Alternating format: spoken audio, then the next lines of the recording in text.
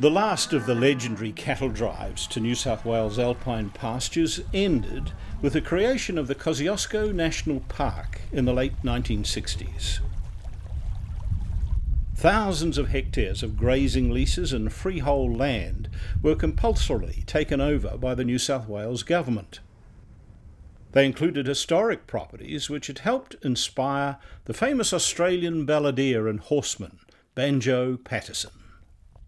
Cattlemen and taxpayers were told damage caused by hard-hoofed animals had to end to preserve and restore the sensitive alpine ecosystems, particularly at the source of both the Murrumbidgee and the mighty Murray rivers. This is the very spring where the Murrumbidgee begins. It begins about 1 kilometre over that hill. It's meant to be a pristine bog, a spring, a sponge, and at the moment it's a common horse paddock. And the horses come right up to the stream's edge and they have very cutting hooves and they're chopping the banks and destroying this spring. And this area is full of endangered and threatened species, both in the water and in the landscape itself. The horses are just completely incompatible with this landscape, and they're here on people's emotions and for the romance of the Brumby. But the reality is there are thousands of feral horses and they are destroying this environment. Now, recovery from the devastating wildfires of 2003 has been severely hampered at Kowombat Flat, near the source of the Murray, by an explosion of feral horse overgrazing.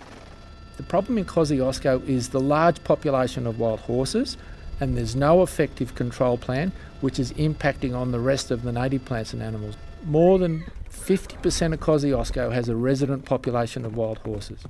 That's having huge impacts on water quality, on stream bank erosion, on endangered ecological communities like the alpine fens and peat mires, sphagnum swamps, all these places that are protected under legislation as endangered ecological communities. But on the Snowy River corridor, there's a large portion of the riverbanks that don't have any vegetation on it at all because of overgrazing by horses.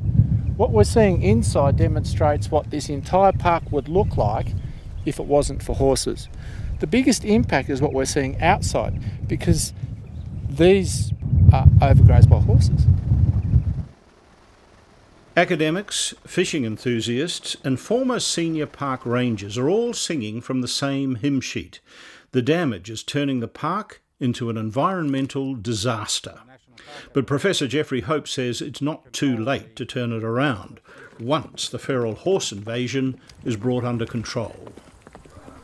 You're looking now at one of the biggest of the swamp complexes in Kosciuszko. It's called the Mosquito Creek, Sally Creek complex, nearly 2 square kilometres. At the moment, a lot of this material is in considerable peril. You can see that the swamp isn't looking too healthy. It's been impacted by horses, and they've led to a lot of mess by channelizing the swamp. So horses walk up and down the little stream lines and they cross it, and the water starts to flow along those more strongly until you get deeper channelization. And once the horses have a channel, they start treading on the banks. The banks collapse, they fall into the water, and that goes too. All this damage is caused by the most recent population explosion of the horses. So we should, in a national park, control the invasive species that we've put in here. It's just pointless to try and do repairs until causation of that problem, the horses are removed. So we could fix this, but it's not going to happen until there's a very much lower population of horses here. At a recent count on the Corongo Plain, almost 950 horses were found tramping the remnants of crucial water-holding sphagnum moss and peat under hoof. So right here, right now, this really short grass, when the snow lands on it, it just lands flat on the ground. This is meant to be quite high grass, and the snow is meant to sit on top of that grass, which allows a space under the snow for all our native animals to live and thrive. And then in summer our native animals can get from rocky outcrop to rocky outcrop, but right now we just have a paddock, This looks like the gully behind the stables at Randwick, not the spring where the Murrumbidgee River should begin. Basically the horse is 600 kilograms and it's on 4 pins, a bit like an elephant in stilettos, and when they come down to the edge of the creek they can't help but cut right through this fragile environment. And so unfortunately for our native landscape, the horses, they're cutting it to shreds with their hooves. On one recent roundup, 67 stallions were removed. Native species, including wombats, are driven out. Their protection is gone. I first came to the Kurringo Park in 1963. My love is fly fishing. I'm almost in tears at the appalling damage that has been done to this beautiful, pristine fishing place that I love so much. It has been done entirely by hard-hoofed horses that have galloped through this on and on. Just look at the look at the hoof prints everywhere. I just cannot believe that the government of New South Wales have passed an Act of Parliament which reverses all of the good work that was done when this park was established in 1946 to remove hard-hoof farming animals from this park, cattle and sheep, because of all the damage they were doing to the pristine alpine, this fragile environment, to the swamps, the bogs, the springs. And now this new Act of Parliament has protected feral, non-native horses which are doing this appalling damage. Look at it. You only have to look. And now the professionals, former park rangers, are speaking out. It's like any feral animal control program. You've got to have a substantial effort to make a difference. Otherwise, you're just going to be counting again in 5 years, and gosh, I hope I'm not sitting here and quoting a figure in another 5 years' time, because that figure, if nothing is done, you work it out. What's if it's 12,000? I don't want to be talking about 24,000 horses. That is just massive. Back in the 1980s, there was hardly any horses there at all. You might see one there and 2 over there, but the number of horses was quite low, and we still had vegetation that was pretty much intact. Sphagnum moss, it's a really fantastic part of the environment that holds the water. Sphagnum moss will hold 20 times its own weight in water. So it's the water holding capacity of it is just enormous. It's starting to rain, okay? So gradually we're getting, if this was a piece of sphagnum, it's starting to still, as you can see, there's the odd little drop, but it's still absorbing the rain. And then as we start to get more rain, you can see it's starting to just slowly drip away. And that sphagnum moss keeps functioning like that between the storms, keeping on putting little bits of water into those minor streams, which eventually go into major streams. Now, if you end up with horses just going along and poking away at the edge of the riverbanks, trying to get into the creeks to try and get a drink, and they're pushing down the edges of the banks. This is what you get when you've lost your water holding moss. So storm comes along, thunderstorm, and just quick runoff, and runs down the creeks. That's it. And that's what would happen in the streams without the moss. Whereas if you've got the moss, tomorrow when it's dry, still is water coming out.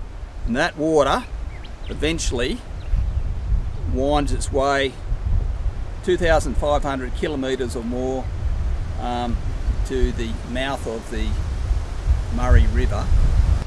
It just doesn't make sense to have a massive financial investment, which is probably in the order of, let's say it's $10 billion for Snowy 2, where you're trying to capture water and reuse it, and you've got the actual catchment totally trashed by feral animals. And if you go back to the history of why Kosciuszko was set up as a national park. It was back in 1948 the park was initially gazetted as a Kosciuszko State Park because the hydro scheme was starting to be built. It was going to be heavily reliant on the best water quality and water quantity you could possibly ask for, and sheep and cattle grazing were in the park at the time, and they were seen to be causing erosion problems, so over many years that was gradually phased out. What we've now got is another form of grazing. It's not sheep and cattle, it's just absolutely being hammered, and I mean hammered, by far too many horses. Now, in this debate, there's always going to be horses in Kosciuszko National Park. Any management program to reduce numbers is not going to mean there's no horses in Kosciuszko. There's always going to be horses here. It's all about getting it down to a sensible and a sustainable number, and maybe it's the sort of number that existed back in that period in the late 1970s. While their successors are forced to endure campfire myths repeated by the Deputy Premier. They've been part of our heritage. They've been part of the culture of, as you touched on, the man from Snowy River, the original whalers left the shores of this nation to fight wars and remain behind on foreign land, destroyed after the wars. They have been part of our story as a nation and how we've matured and grown, and there is a connection, there is a personal connection. Those that may not like the idea that these horses are in the park, the truth is that this region, go to probably every single member for Monaro, or member for Eden Monaro's inaugural speech for the last, who knows, 5, 6, 7 decades, and I bet you we've all quoted the man from Snowy River in our inaugural speech, because that's part of the story of who we are. And that's what, in one way, is romantic about the Brumbies. They are seen differently to any other introduced species to the park, and that's why I've had to find a balance. And it's not just about what I feel. Let's make this clear. My job as the local member is to represent this community. This has been an issue from the very moment that I was pre-selected, back in 2010, before I was elected to the Parliament, an issue that has been ongoing, and I was quite proud to bring a bill to the House in 2017 that for the first time was able to manage a way forward. And that's what this bill does. But local historians dismiss that claim in a plaque at the old Adaminaby Cemetery.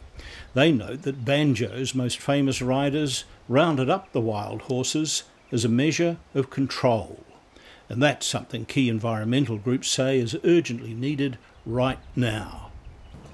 The park is being wrecked, the wetlands are being wrecked, our catchments of 3 major rivers are being wrecked, the Snowy, the Murrumbidgee and the Murray. We're losing threatened species that could become extinct if the out-of-control horse numbers are allowed to continue. So we have unprecedented pressures on the park, on the catchments, on the native animals, on our waterways. And unless something's being done, Australia's iconic national park is going to be consigned to a horse paddock. So what is the true extent of the feral horse invasion in Kosciuszko National Park? Late last year, the New South Wales Deputy Premier had his own estimate of the numbers. We don't actually know what the population is. We've had, at best, some guesstimates, as low as 3,000 horses, as high as 10,000 horses. How can you quantify damage if you don't actually know the number of horses? And what we've got to do first, and what has occurred, is a survey trying to quantify exactly how many horses are in the park. If the population was as high as 8,000 or 9,000 to those numbers that you've indicated, even those that are in favour of those horses being in the park have always looked at a number of 3,000 or 4,000, well, that would automatically trigger that you could remove 50% of those horses. So again, it comes down to quantifying the numbers. If there are only 3,000 horses in the park, I think you'll struggle to convince people that we should remove any more. But just weeks later, an official intergovernmental committee, which included the New South Wales government, reported 20,000 in the park, up from 6,000 just 5 years ago, and 25,000 horses across the entire Australian Alps. There will always be horses in the national park because we can't physically remove them all. And it's worth remembering that the allure of the feral horse, or some people call them Brumby, was that they were a rare thing. In the 70s, you were lucky to see them. I mean, does that make it more special for the people who value the horses? What's special about Kosciuszko National Park are the things we protected it for: the catchment, the natural animal, the native animals, the natural values, Australia's highest peak. Do we stand back and let it get ruined by horses that are going to take it over, or do we actually manage this national park as a national park?